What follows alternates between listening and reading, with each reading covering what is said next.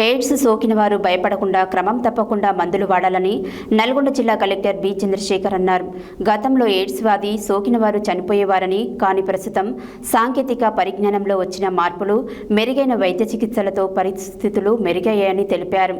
శుక్రవారమైన నల్గొండ జిల్లా కేంద్రంలోనే red cross సొసైటీలో నేస్తం సొసైటీ ఆధ్వర్యంలో హెల్పింగ్ హ్యాండ్స్ వైజాగ్ మరియు దాతల సహకారంతో హెచ్ఐవితో సోకిన విద్యార్థులకు నోటు పుస్తకాలు, బ్యాగులను పంపిణీ చేశారు. ఎయిడ్స్ సోకిన వారు భయపడకుండా క్రమం తప్పకుండా మందులు వాడాలని నల్గొండ జిల్లా కలెక్టర్ బి చంద్రశేఖర్ అన్నారు. గతంలో ఎయిడ్స్ వ్యాధి సోకిన వారు చనిపోయేవారని, కానీ ప్రస్తుతం సాంకేతిక పరిజ్ఞానంలో వచ్చిన మార్పులు, మెరుగైన వైద్య చికిత్సలతో పరిస్థితులు మెరుగయ్యాయని తెలిపారు.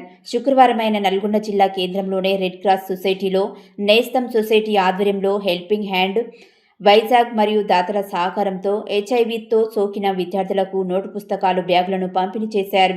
ఎయిడ్స్ వచ్చిన వారిని ముట్టుకున్న హెచ్ఐవి రాదని, అది అపోహాని మాత్రమే అని కలెక్టర్ అన్నారు.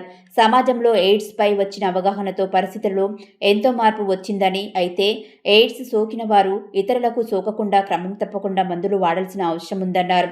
అలాగే ప్రభుత్వం తరపున హెచ్ఐవి పట్ల అవగాహన కల్పిస్తున్నామని, అంతేకాక వ్యాధి సోకిన వారికి చికిత్సతో పాటు ఇతర సౌకర్యాలు కల్పిస్తున్నామన్నారు.